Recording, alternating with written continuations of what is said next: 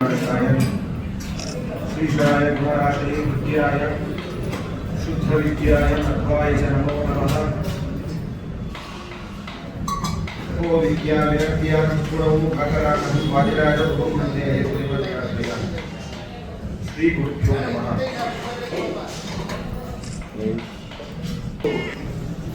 ಉಷ್ಟ ಸ್ತೋತ್ರ ಹಿತೋಪದೇಶ. ಆ ಹಿತೋಪದೇಶದಲ್ಲಿ ಒಂದಷ್ಟು ಕರ್ತವ್ಯಗಳನ್ನು ಹೇಳಿದ್ದಾರೆ. ಏನು ಮಾಡಬೇಕು, ಏನು ಮಾಡಬಾರದು ಅಂತ ಒಂದಷ್ಟು ಸಾಧಕನಾದವನಿಗೆ ಕಿವಿ ಮಾತು, ಪುಟ್ಟ ಪುಟ್ಟ ಮಾತುಗಳಿಂದ ಕಿವಿ ಮಾತನ್ನು ಸಾಧಕರಿಗೆ ಹೇಳಿದ್ದಾರೆ. ದೇವರ ಸ್ಮರಣೆಯನ್ನು ಮಾಡು, ಭಜನೆಯನ್ನು ಮಾಡು. ಯಜಕಾಮಂ ಜಗಿ ಮೋಹಂ ಜಗಿ ಕ್ರೋಧಂ ಭವಾಲಯ. ಕಾಮವನ್ನು ಬಿಡು, ಕ್ರೋಧವನ್ನು ಬಿಡು, ಮೋಹವನ್ನು ಬಿಡು. ಎಲ್ಲವೂ ಕೂಡ ಸಂಸಾರಕ್ಕೆ ಕಾರಣವಾದದ್ದು. ಸಂಸಾರಕ್ಕೆ ಕಾರಣವಾದಂತಹ ಕಾಮಕ್ರೋಧಾದಿಗಳೆಲ್ಲವನ್ನು ಕೂಡ ತ್ಯಾಗ ಮಾಡುವುದು ಅಂತ ಎಲ್ಲ ಪುಟ್ಟ ಪುಟ್ಟ ಮಾತುಗಳಿಂದ ಸಾಧಕನಿಗೆ ಒಂದಷ್ಟು ಕಿವಿಮಾತನ್ನು ಹೇಳಿದ್ದಾರೆ. ಈ ಹಿತೋಪದೇಶದಲ್ಲಿ ಬರುವಂತಹ ಒಂದು ಮಾತು, ಯಾವಿ ಸಜ್ಜನ ಸಂಗತಿ, ಸಜ್ಜನರ ಸಂಘವನ್ನು ಮಾಡುವುದು. ನಾನು ಹೇಳ್ತಾರೆ, ಸಜ್ಜನರ ಸಂಘ ಎನ್ನುವಂಥದ್ದು ಇದು ಬಹಳ ಅದಕ್ಕೆ ವಿಶೇಷವಾದ ಮಹತ್ವ ಉಂಟು. ಎಷ್ಟೇ ನಾವು ಅಪರಾಧಗಳನ್ನು ಮಾಡಿದರೂ ಕೂಡ ಸಜ್ಜನರ ಸಹವಾಸವನ್ನು ನಾವು ಮಾಡಿದೆವು ಅಂತಾದರೆ ಎಲ್ಲ ಪಾಪಗಳು ಕೂಡ ಪರಿಹರಿಸುವಂತಹ ಸಾಮರ್ಥ್ಯ ಸಜ್ಜನರ ಸಂಘಕ್ಕೆ ಅಂತ ಹೇಳ್ತೇನೆ.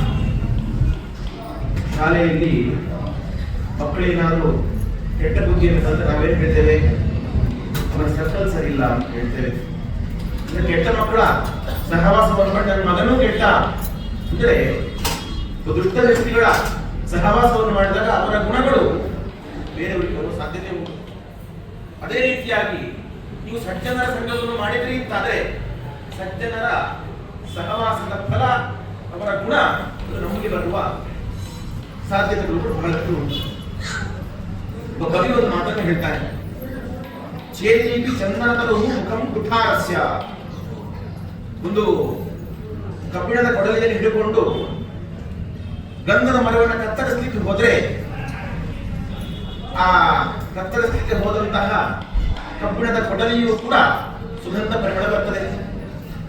ಚಂದನ ವೃಕ್ಷ, ಗಂಧದ ವೃಕ್ಷ, ಈ ಕೊಡಲಿ ನನ್ನನ್ನು ಕತ್ತರಿಸಲಿಕ್ಕೆ ಬಂದದ್ದು, ಹಾಗಾಗಿ ನಾನು ಅದಕ್ಕೆ ನನ್ನ ಸುಗಂಧವನ್ನು ಕೊಡೋದಿಲ್ಲ ಅಂತ ಹೇಳಿ ಅದು ಇನ್ನೂ ಭಾವಿಸುವುದಿಲ್ಲ. ಆ ಕೊಡಲಿಗೂ ಕತ್ತರಿಸಲಿಕ್ಕೆ ಬಂದರೂ ಕೂಡ ಚಂದನದ ಆ ವೃಕ್ಷ ತನ್ನ ಸುಗಂಧವನ್ನು ಆ ಕೊಡಲಿಗೂ ಕೊಡ್ತದೆ. ಸಜ್ಜನರ ವ್ಯಕ್ತಿತ್ವ ಅಂತದ್ದು. ಎಷ್ಟೇ ಕೆಟ್ಟ ವ್ಯಕ್ತಿ ಅವರ ಸಮೀಪಕ್ಕೆ ಬಂದರೂ ಕೂಡ ಅವರಿಗೂ ಕೂಡ ತಮ್ಮ ಗುಣವನ್ನು ಕೊಡುವುದು, ತಮ್ಮ ಗುಣವನ್ನು ಔದಾರ್ಯವನ್ನು ತೋರಿಸುವುದು ಸಜ್ಜನರು. ಹಾಗಾಗಿ ಏನು ಒಳ್ಳೆಯ ಕೆಲಸವನ್ನು ಮಾಡಲಿಕ್ಕೆ ಆಗದಿರುವ ಜೀವನದಲ್ಲಿ ಒಳ್ಳೆಯವರ ಸಹವಾಸವನ್ನು ಮಾಡಿ ಅಂತ ನಮ್ಮ ವಿದ್ಯೆಯನ್ನು ಹೇಳಿದ್ದಕ್ಕೋಸ್ಕರ ಒಳ್ಳೆಯವರ ಸಹವಾಸದಲ್ಲಿ ಸಜ್ಜನರ ಸಂಘವನ್ನು ಮಾಡಿ. ಸಂಘವಾಗಲಿ ಸಾಧು ಸಂಘವಾಗಲಿ, ಸಂಘದಿಂದ ಲಿಂಗ ದೇಹ ಭಂಗವಾಗಲಿ ಅಂತ ಹೇಳಿ ಇದು ಮೋಕ್ಷದವರೆಗೆ ನಮಗೆ ಉಪಯೋಗ ಆಗ್ತದೆ. ನಮ್ಮ ಸಜ್ಜನರ ಸಂಘ ಎನ್ನುವಂಥದ್ದು ಇದು ಮಾತು ನಮ್ಮಲ್ಲಿ. ಗುಡಿಸಿದರೆ ಕಸ ಇರಬಾರದು, ಬಡಿಸಿದರೆ ಹಸಿವಿರಬಾರದು. ಸಂಘವನ್ನು ಮಾಡಿದರೆ ಸಜ್ಜನರ ಸಂಘವನ್ನು ಮಾಡಿ ಅಂತ ನಾವು ಹೇಳಬೇಕು. ಏನು ಬೇಕಾದರೂ ಮಾಡಿ, ಆದರೆ ಸಂಘ ಮಾಡಬೇಕಾದ್ರೆ ಒಳ್ಳೆಯವರ ಸಹವಾಸವನ್ನು ಮಾಡಿ ಸಜ್ಜನರ ಸಂಘವನ್ನು ಮಾಡಿದ್ರಿ ಅಂತಾದ್ರೆ ಸಂಸಾರೇ ಕ್ಷಣ ಧೋಗಿ ಸತ್ಸಂಗ ದೇವಧೀರ್ಗಣ. ಈ ಒಂದು ಕ್ಷಣ ಸಜ್ಜನರ ಸಹವಾಸವನ್ನು ಮಾಡಿದರೆ ಸಾಕು, ಅದಕ್ಕೆ ಅನಂತ ಬಲವನ್ನು ಶಾಸ್ತ್ರದಲ್ಲಿ ಹೇಳಿದ್ದಾರೆ. ಸಜ್ಜನರ ಸಂಘಕ್ಕಿರುವ ಮಹತ್ವಕ್ಕೆ ಒಂದು ಕಥೆ ಪುರಾಣದಲ್ಲಿದೆ.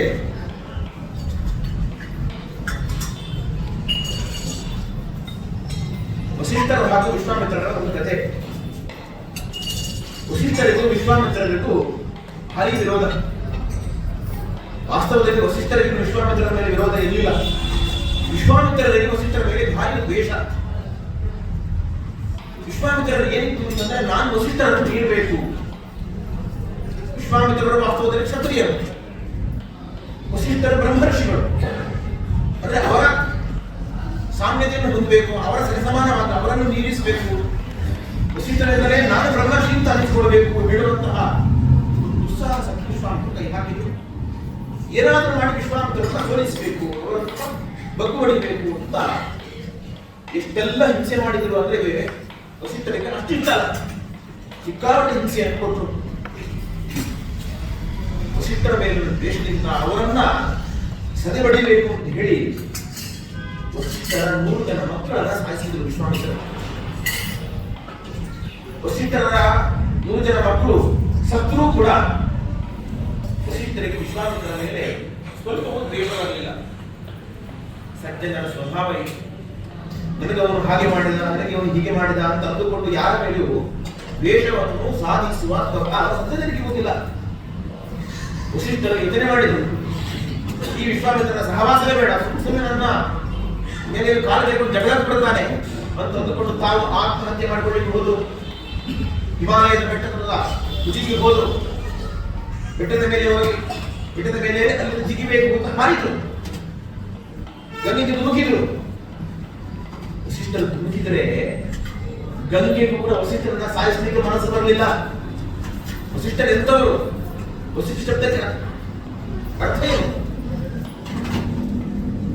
ವರಿಷ್ಠತ್ವಾಚ ವಾಸಾಚ್ಯ ವಸಿಷ್ಠ ಉಚ್ಯತೆ. ಸಜ್ಜನರ ಸಂಘವನ್ನ, ಸಜ್ಜನರ ಸಹವಾಸವನ್ನು ಮಾಡಿದ್ದೇನೆ ಅವರಿಗೆ ವಸಿಷ್ಠ ಹೆಸರು ಬಂತು. ಇಂತಹ ವಸಿಷ್ಠರನ್ನು ನಾನು ಹೇಗೆ ಸಾಯಿಸಿದೆ ಅಂತ ಗಂಗೆಗೂ ಕೂಡ ವಸಿಷ್ಠ ಮೇಲೆ ಪ್ರೀತಿಸುವಂತದ್ದು. ಗಂಗೆ ಏನು ಮಾಡಿದ್ರು, ತಾನು 100 ಕವಲಾಗಿ ಹರಿದಂತೆ ವಸಿಷ್ಠರನ್ನು ನಾನು ಸಾಯಿಸಬಾರದು ಅಂತ ಗಂಗೆಗೆ ಶತದ್ರಿ ಅಂತ ಹೆಸರು ಬಂತು. ವಸಿಷ್ಠರು ಆತ್ಮಹತ್ಯೆ ಮಾಡಿಕೊಳ್ಳಿಕ್ಕೆ ಹೋದ್ರು, ಆದರೆ ವಸಿಷ್ಠರು ಸಾಯಲಿಲ್ಲ. ಇನ್ನೇನು ಮಾಡಬೇಕು? ವಸಿಷ್ಠರಿಗೆ ಏನು ಮಾಡಿದ್ರು ವಿಶ್ವಾಮಿತ್ರರು ಬಿಡ್ತಾ ಇಲ್ಲ, ಪದೇ ಪದೇ ಹಿಂಸೆ ಮಾಡ್ತಾ ಇದ್ದಾರೆ. ವಿಶ್ವಾಮಿತ್ರರು ಯೋಚನೆ ಮಾಡಿದ್ರು, ಏನು ಮಾಡಿದ್ರು ವಸಿಷ್ಠರನ್ನ ಸೋಲಿಸಲಿಕ್ಕೆ ಅರ್ಥ ಇಲ್ಲ, ಏನಾದರೂ ಮಾಡಿ ಅವರನ್ನ ಸೋಲಿಸಬೇಕು ಅಂತ ವಾಕ್ಯ ಅರ್ಥ ಕರೆದು, ನಾವು ನೀವು ವಾದ ವಿವಾದ ಮಾಡೋಣ ಬನ್ನಿ ಅಂತ ವಾಕ್ಯ ಅರ್ಥ ಕರೆದು. ಸರಿ ಅಂತ ವಸಿಷ್ಠರು ಹೋದರು. ವಾಕ್ಯಾರ್ಥಕ್ಕೆ ವಿಷಯ ಏನು ಅಂತ ಕೇಳಿದ್ರೆ,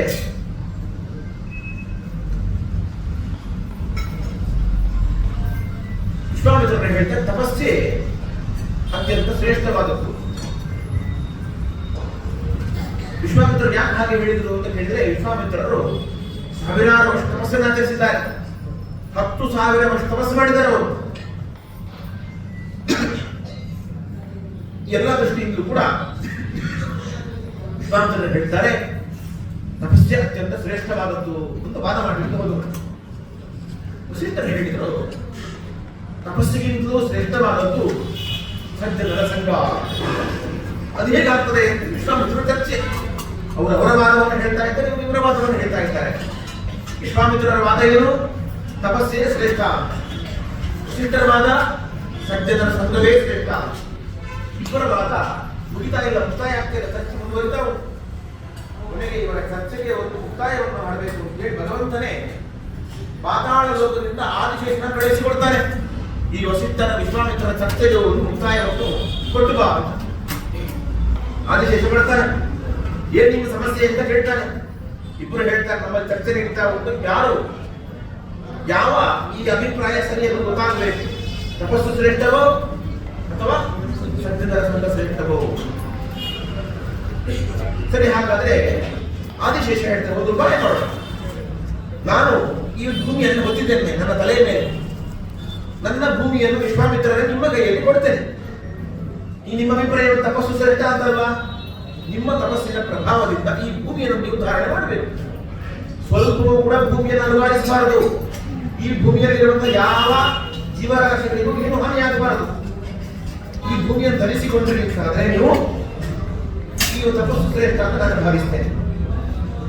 ಒಂದು ವೇಳೆ ನಿಮಗೆ ಈ ಭೂಮಿಯನ್ನು ಧಾರಣೆ ಮಾಡಲಿಕ್ಕೆ ಆಗದೇ ಹೋದ್ರೆ ಪಕ್ಕದಲ್ಲಿ ಕೂತಿರುವಂತಹ ವಸಿಷ್ಠರ ಕೈಯಲ್ಲಿ ಕೊಡಿ, ಅವಾಗ ಅವರು ಧಾರಣೆ ಮಾಡ್ತಾರೆ ನೋಡೋಣ ಅಂತ ಹೇಳಿ ಆದಿಶೇಷ ಹೇಳಿ ಅಲ್ಲಿ ಹೊರಟು ಹೋಗಿದ್ದಾನೆ. ಆದಿಶೇಷ ಹೊರಟು ಹೋದ. ವಿಶ್ವಾಮಿತ್ರರು ಭೂಮಿಯನ್ನ ಧಾರಣೆ ಮಾಡಿ ಕೈಯಲ್ಲಿ ಹಿಡಿಕೊಂಡ್ರು. ಒಂದು ಕ್ಷಣ ಅವರಿಗೆ ಕೈಯಲ್ಲಿ ಹಿಡಿದುಕೊಳ್ಳಿಕ್ಕೆ ಆಗಲಿಲ್ಲ. ಅವರು ಅಂದುಕೊಂಡ್ರು ಮನಸ್ಸಲ್ಲಿ, ನಾನು 10,000 ವರ್ಷ ತಪಸ್ಸನ್ನು ಆಚರಿಸಿದವರು, ಈ ಭೂಮಿಯನ್ನ ಧಾರಣೆ ಮಾಡೋದು ನನಗೆ ಯಾವ ಲೆಕ್ಕ ಅಂತ ಅಂದುಕೊಂಡ್ರೆ ಮಾಡ್ಲಿಕ್ಕೆ ಆಯ್ತಾ? ಒಂದು ಕ್ಷಣವೂ ಕೂಡ ಅವರಿಗೆ ಆ ಭೂಮಿಯನ್ನ ಧಾರಣೆ ಮಾಡಲಿಕ್ಕೆ ಆಗಲಿಕ್ಕೆ ನಡೆಯಲಿಕ್ಕೆ ಆರಂಭ ಆಯಿತು. ಪಕ್ಕದಲ್ಲೇ ಕೂತಿದ್ದಂತಹ ವಸಿಷ್ಠರ ಕೈಯಲ್ಲಿ ಭೂಮಿಯನ್ನು ಕೊಟ್ಟುಬಿಟ್ಟು ನೀವೇ ಇಟ್ಕೊಳ್ಳಿ ವಸಿಷ್ಠರೇ ಅಂತ. ವಸಿಷ್ಠರು ಆ ಭೂಮಿಯನ್ನು ಕೈಯಲ್ಲಿ ಸ್ವೀಕಾರ ಮಾಡಬೇಕಂದ್ರೆ ಏನು ಅವರು ಮನಸ್ಸಿಗೆ ಅಂದುಕೊಂಡರು ಅಂತ ಹೇಳಿದ ಒಂದು ಅನುಸಂಧಾನವನ್ನು ಸಂಕಲ್ಪವನ್ನು ಮಾಡಿಕೊಂಡರು. ನನ್ನ ಜೀವನದಲ್ಲಿ ನಾನು ಸಜ್ಜನರ ಸಂಘವನ್ನು ಮಾಡಿದ್ದೇನೆ, ಸಜ್ಜನರ ಸಂಘವೇ ಅತ್ಯಂತ ಶ್ರೇಷ್ಠವಾದದ್ದು ಹೇಳಿ ನಾನು ಭಾವಿಸಿದವರು. ಆ ಸಜ್ಜನರ ಸಂಘವನ್ನು ಅರ್ಧ ಮುಹೂರ್ತಗಳ ಕಾಲ ಸಜ್ಜನರ ಸಂಘವನ್ನು ಮಾಡಿದ ಪುಣ್ಯದ ಫಲದಿಂದ ನಾನು ಈ ಭೂಮಿಯನ್ನ ಧಾರಣೆ ಮಾಡ್ತೇನೆ ಅಂತ ಹೇಳಿ ಸಂಕಲ್ಪ ಮಾಡಿಕೊಂಡು ಅವರು ಭೂಮಿಯನ್ನು ಇಟ್ಕೊಂಡ್ರ. ಅಂದ್ರೆ ಈ ಚೆಂಡನ್ನು ಹಿಡಿದುಕೊಂಡಾಗೆ ಸಲೀಸಾಗಿ ವಸಿಷ್ಠರು ಈ ಭೂಮಿಯನ್ನು ತೆಗೆದುಕೊಂಡಿದ್ದಾರೆ. ವಿಶ್ವಾಮಿತ್ರರಿಗೆ ಆಶ್ಚರ್ಯ ಆಯಿತು.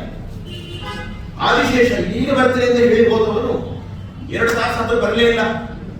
ಕೊನೆಗೆ ಇವತ್ತೊಂದು ಮುಕ್ತಾಯ ಆಗಬೇಕಲ್ಲ ಅಂತ ಹೇಳಿ ವಿಶ್ವಾಮಿತ್ರರನ್ನು ಆದೇಶದಲ್ಲಿ ಕರ್ಕೊಂಡು ಬಂದ್ರಂತೆ. ಸ್ವಲ್ಪ ಬಾಮಾರಾಯ ಮನೆಯಲ್ಲಿ ಪರೀಕ್ಷೆ ಅಂತ ವಿಶ್ವಾಮಿತ್ರರಿಗೆ ಕರೆದಾಗ ಆದಿಶೇಷ ಬಂದು ಆದಿಶೇಷ ಹೇಳ್ತಾರೆ, ನಾನೇನು ಹೇಳಬೇಕಾಗಿಲ್ಲ, ಏನು ಅಂತ ನಿಮಗೆ ಉತ್ತರ ಗೊತ್ತಾಗಿದೆ.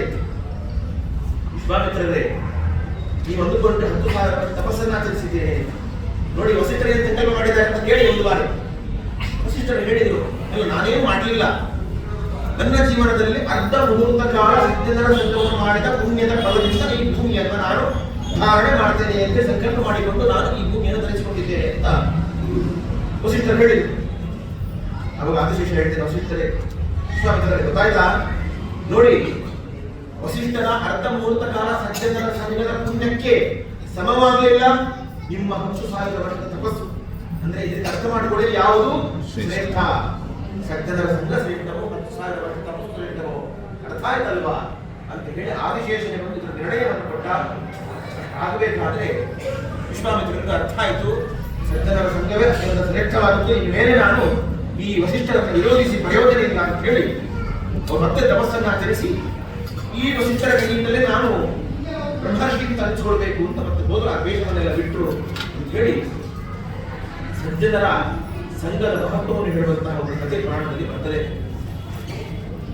ನಾವು ಕೂಡ ಜೀವನದಲ್ಲಿ ಸಜ್ಜನರ ಸಂಘವನ್ನು ಮಾಡಬೇಕು, ಸಹವಾಸವನ್ನು ಮಾಡಬೇಕಾದ್ರೆ ಬಹಳ ಎಚ್ಚರಿಕೆಯಿಂದ ಇರಬೇಕು. ಇವತ್ತಿನ ಕಾಲದಲ್ಲಿ ಬಹಳ ಆಕರ್ಷಣೆಗಳು, ಯಾವುದು ನಮಗೆ ಅತ್ಯಂತ ಶೀಘ್ರ ಫಲಕಾರಿ ರೀತಿ ಹುಡುಕಿಕೊಂಡು ಹೋಗ್ತೇವೆ. ನಾವು ಶೀಘ್ರ ಫಲಕಾರಿ ರೀತಿ ಹುಡುಕಿಕೊಂಡು ಹೋಗಿ ಯಾರ್ಯಾರ ಬಳಿಗೂ ಹೋಗಿಬಿಡ್ತೇವೆ. ಅನರ್ಥವನ್ನು ಸಂಪಾದಿಸುವ ಸಂಬಳಗಳು ಬಹಳಷ್ಟು ಉಂಟು. ಯಾಕೆ ಅಂತ ಕೇಳಿದ್ರೆ ಹಾದಿ ಬೀದಿಯಲ್ಲಿ ಅನೇಕ ಮಂದಿ ಬಾಬಾಗಳಿದ್ದಾರೆ, ಭಸ್ಮವನ್ನು ಕೊಡ್ತಾರೆ, ಇನ್ನೇನೋ ಮಾಡ್ತಾರೆ, ಇನ್ನೇನೋ ಮಾಡುವಂತ ಮಂಕು ಬೂದಿಯನ್ನು ಹೆಚ್ಚಿ ಶೀಘ್ರ ಫಲ ಪಡ್ತೇವೆ ನಾವು. ಬನ್ನಿ ಬನ್ನಿ ಅಂತ ನಮ್ಮನ್ನು ಕರೀತಾರೆ.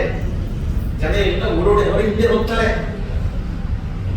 ಯಾರೋ ಬಾಬಾ ಅಂತ ಯಾರೋ ಏನೇನೋ ಹೇಳಿಕೊಂಡು ಹೋಗ್ತಾರೆ.